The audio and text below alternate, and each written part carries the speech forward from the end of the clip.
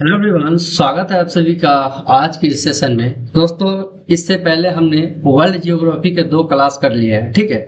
और आज जो है हम करने वाले हैं वो तीसरा क्लास है, ठीक है। और इसी के साथ जो है अक्षांश और देशांतर टॉपिक का कोई भी पॉइंट जो है अब बचने वाला नहीं है, यानी खत्म हो जाएगा पूरी तरह से, ठीक है।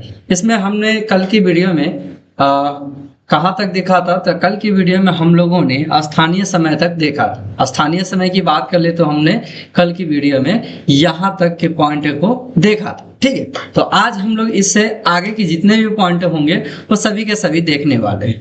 तो बाकी आप लोग अभी तक पहले वाला जो वीडियो है वो नहीं देखे हैं तो चैनल पर चले जाइए, वहां पे आपको प्लेलिस्ट मिल जाएगा और साथ ही हो सके तो मैं डिस्क्रिप्शन में भी उसका लिंक दे दूंगा।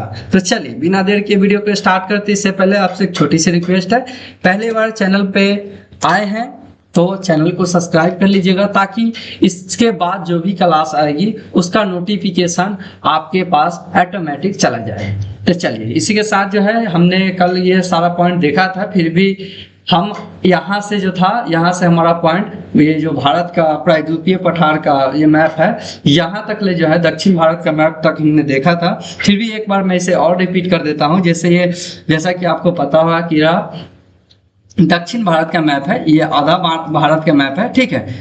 तो यहाँ से अगर आप देखना चाहें तो भारत का जो मानक समय है वह 82.5 डिग्री पूर्वी देशांतर को माना गया है और यह उड़ीसा के साथ साथ आंध्र प्रदेश, छत्तीसगढ़ इस सब से गुजरा हुआ है। मुख्य तौर पर बात करें तो यहाँ पे एक पॉइंट है कि नैनी मिर्जापुर के देशांतर का स्थानीय समय, क्योंकि नैनी मिर्जापुर में जो स्थानीय समय दोपहर के समय होता है वह पूरे भारत के लिए क्या होता है तो मानक समय माना जाता है, ठीक है। अब यहाँ पे मानक समय के बारे में कुछ पॉइंट दिए गए हैं, तो अब हम लोग इसे देख लेते हैं। मानक समय का मतलब क्या है, या किसी देश के मध्य से गुजरने वाली या मध्योत्तर का माध्य होता है जो स्थानीय समय की असुविधा के कारण संपूर्ण देश के लिए लागू माना जाता है। कहने का मतलब मानक समय ऐसा एक होता है ना, जैसे मान लीजिए भारत एक बहुत विशाल देश है, ठीक है, जैसा कि आपको पता है। और भारत जो है ना एक ही देशांतर पे तो नहीं है, यहाँ से कितनी सारी देशांतर रेखाएं गुजरती है भारत से, और हर एक देशांतर पर क्या बोलते हैं वो अलग अलग समय होता है, ठीक है।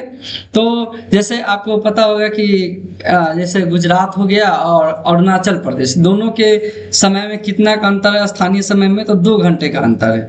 तो इस प्रकार से तो नहीं होगा, नहीं चलेगा कि सभी जगह का अलग अलग समय बताया जाए। तो इसलिए जो है ना मानक समय जो है हम लोगों के भारत में 82.5 डिग्री पूर्वी देशांतर को माना जाता है जो पूरे भारत में लागू होता है, ठीक है। तो यही पॉइंट यहाँ पे है कि 82.5 डिग्री पूर्वी देशांतर जो कि प्रयागराज के निकट नैनी मिर्जापुर से गुजरती है, उसका स्थानीय समय संपूर्ण भारत के लिए क्या है तो मानक समय है, ठीक है। ये पॉइंट आप लोगों ने देख लिया। इससे भारत के विभिन्न प्रदेशों के देशांतरीय अंतर के कारण समय की भिन्नता को समायोजित करने की समस्या समाप्त हो जाती है, ठीक है। भारत के मानक समय तथा GMT यानी ग्रीनविच जो होता है, जो लंदन में स्थित है, जिसे पूर्व 0 डिग्री देशांतर कहते हैं या 0 डिग्री प्रमुख या मध्योत्तर कहते हैं।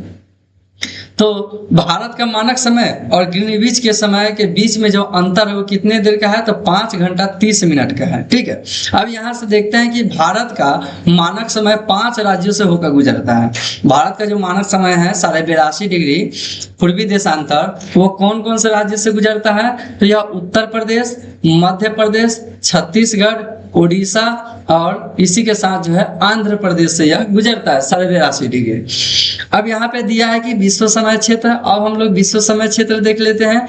विश्व समय क्षेत्र में हम क्या देखने वाले हैं, यहाँ से हम देखने वाले हैं कि किस देश में कितने मानक समय को माना गया है, वो सभी के सभी पॉइंट जो है आज की इस वीडियो में हम यहाँ पे देखेंगे। तो विश्व समय क्षेत्र में देखेंगे संसार का सबसे बड़ा देश जहाँ केवल एक समय क्षेत्र लागू है तो वह चीन है, ठीक है। रसिया नहीं होगा, क्यों? क्योंकि रसिया में एक ही मानक समय नहीं है, वहाँ पे 12-13 के आसपास में शायद है, ठीक है, 12 है शायद, 11-12 चलता है। लेकिन चीन इतना बड़ा अक्षांशीय और देशांतरीय विस्तार होने के बावजूद भी वहाँ एक ही समय क्षेत्र लागू है, ठीक है। अब यहाँ पे देखते हैं, यहाँ पे कंट्री दिया गया है, ठीक है, और इसी के साथ अगर हम यहाँ पे देखें तो यहाँ पे ऑफ टाइम जोन की कितने टाइम जोन किस देश में है, जैसे यहाँ पे फ्रांस हो गया, फ्रांस में कितने हैं तो 12 से 13 टाइम जोन है। यहाँ पे यूनाइटेड स्टेट हो जाएगा और रशिया, यहाँ पे कितने हैं तो यहाँ पे 11 है, 11-12 होता रहता है, ठीक है। अब यहाँ पे यूनाइटेड किंगडम और ऑस्ट्रेलिया हो जाएगा, यहाँ पे कितने हैं तो यहाँ पे 9 टाइम जोन है। और कनाडा में इसी प्रकार बात कर ले तो कनाडा में टोटल 6 है टाइम जोन। डेनमार्क न्यूजीलैंड में कितने हैं तो डेनमार्क और न्यूजीलैंड में 5 है। और ब्राजील की बात कर ले तो ब्राजील में टोटल 4 है, ठीक है। और भारत में तो 1 है जैसा कि आपको पता है। अब यहाँ पे देखिए एक और पॉइंट यहाँ पे बढ़ के आ जाता है कि अंतर्राष्ट्रीय तिथि रेखा किसे कहते हैं, इसे आप पॉइंट को नोट कर लीजिएगा। अंतर्राष्ट्रीय तिथि रेखा किसे कहते हैं तो पृथ्वी पर 180 डिग्री यामी-उत्तर के लगभग 7 स्थल खंडों को छोड़ते हुए निर्धारित की गई काल्पनिक रेखा अंतर्राष्ट्रीय तिथि रेखा कहलाती है, ठीक है। और यहाँ पे ये इससे और संबंधित क्या पॉइंट है कि साइबेरिया को अलास्का से अलग रखने के लिए 75 डिग्री उत्तरी अक्षांश पर यह पूर्व की ओर मोड़ी गई है। और इसी प्रकार जो है बेरिंग सागर में यह रेखा पश्चिम की ओर मोड़ी गई है। इसे आप लोग मैप देखिएगा तब ये समझ में आ गई ये पॉइंट, ठीक है। अब यहाँ पे है कि फिजी द्वीप है। फिजी द्वीप समूह एवं न्यूजीलैंड के विभिन्न भागों को एक साथ रखने के लिए यह रेखा दक्षिण प्रशांत महासागर में पूर्व दिशा की ओर मोड़ी गई है।